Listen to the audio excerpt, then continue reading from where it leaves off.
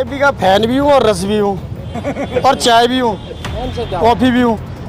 BJP का साथ थोड़ा छोड़ देंगे, हमारी झुग्गी ले ली तो क्या हो गया? क्या दिल में से कहाँ ले जाओगे बीजेपी को?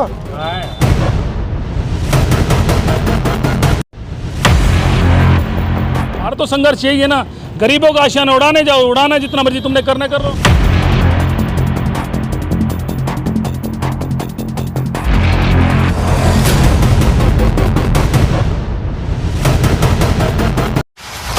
मीडिया इंडस्ट्री में एक ऐसा नाम जिसे हर कोई जानता है।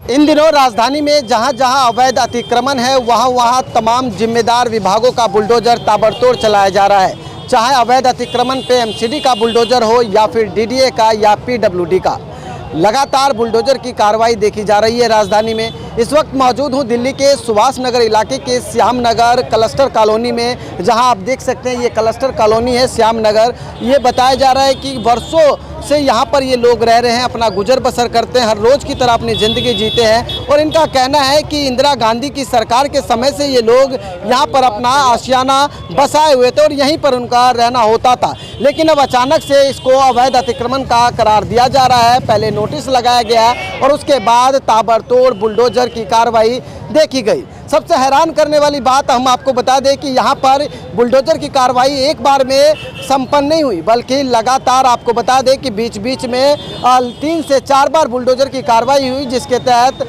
अब ये जो है पूरा अतिक्रमण है इसको ध्वस्त कर दिया गया। देख सकते हैं आप, अभी भी सड़क के जो किनारे तमाम अवैध अतिक्रमण था उस पर बुलडोजर चलाया गया है। यहाँ पर इलाके के कुछ लोग हैं, हम उनसे बात करते हैं और जानते हैं कि अवैध अतिक्रमण को वो लोग कैसे देख रहे हैं। अपना नाम बता दीजिए। मेरा नाम अनिल है। यहीं रहते हैं आप? हाँ जी, बिल्कुल रहते हैं। अवैध अतिक्रमण को कैसे देख रहे हैं जो बुलडोजर लगातार इस पर चल रहा है? मैं देख रहा हूँ एकदम हीरो की नज़र से, जो बीजेपी कर रही है ना, एकदम हीरो की नज़र से देख रहा हूँ उसको। क्यों, ऐसा क्यों? क्योंकि हमारी झुग्गियों में भाई ऐसे ऐसे कलाकार पड़े हैं जो नाला बेच भी देते हैं और ऐसे ऐसे चूतिया पड़े हैं नाला खरीद भी लेते हैं। एक दिन ये लाल किला, इंडिया गेट, कुतुब मीनार वगैरह सारा बिक जाएगा, देखती रहेगी क्या सरकार? आप बीजेपी के फैन भी लग रहे हैं, आप इस तरह की बातें भी कर रहे हैं। अरे मैं बीजेपी का फैन भी हूँ और रस भी हूँ और चाय भी हूँ, कॉफ़ी भी हूँ। बीजेपी का साथ थोड़ा छोड़ देंगे, हमारी झुग्गी ले ली तो क्या हो गया?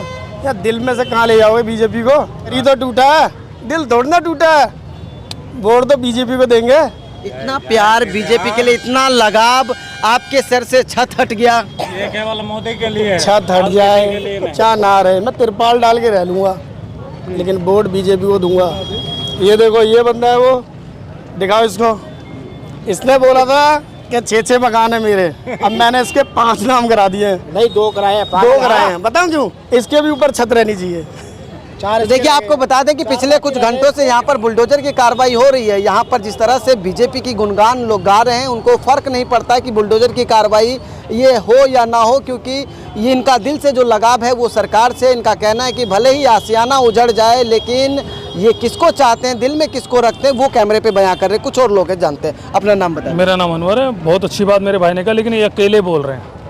अगर इतना इनमें है तो ये जितने भी जिनके मकान टूटने के बारे में उनको बुला के कह दीजिए कि उनके दिल में दर्द है या नहीं है। ये खाली अकेले बोल रहे हैं, इनकी अकेली आवाज़ निकल रही है।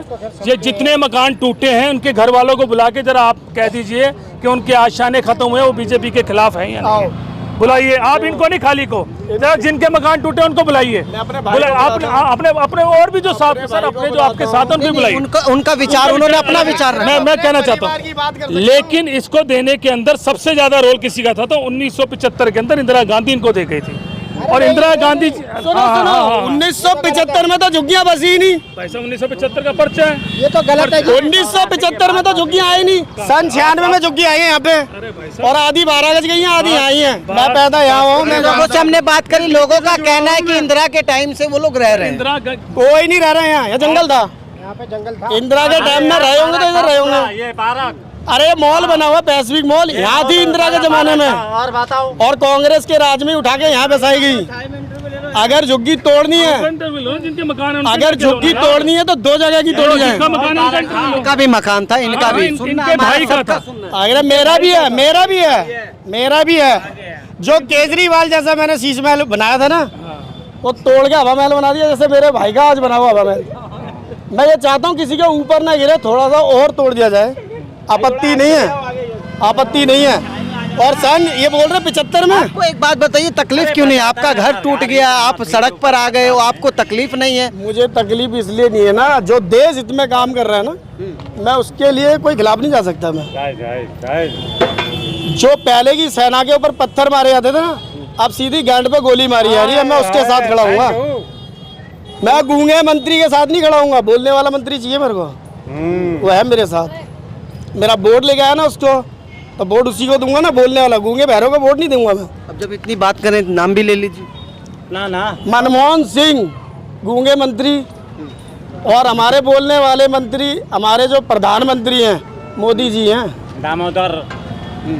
तो देखिए, आपको बता दें कि जिनके आशियाना उजड़ गए, लोगों के अपने अपने मत, अपने अपने विचार हैं, वो अपनी तरह से बातें रख रहे हैं। कुछ और लोग हैं, आप लोग यहीं रहते हैं जी, कैसे देख रहे हैं इस बुलडोजर एक्शन को? एक नहीं, दो नहीं, बल्कि 3-3 बार बुलडोजर चला है। मेरी तो अंदर है जी, इसके अंदर है, पर दुकान थी मेरी, दुकान थी, टूट गया? टूट गई, भाई की दुकान थी, बड़े भाई की। तकलीफ है? बहुत तकलीफ है जी।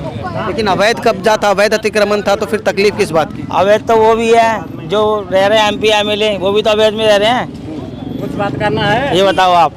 उनका अवैध नहीं दिखता है उनको, अपना गरीबों का तो दिख जाता है ये अवैध है। ये नाले के चक्कर में गरीबों की झुग्गी तोड़ दिया, आप बताओ। देखिए, कुछ और लोग हैं।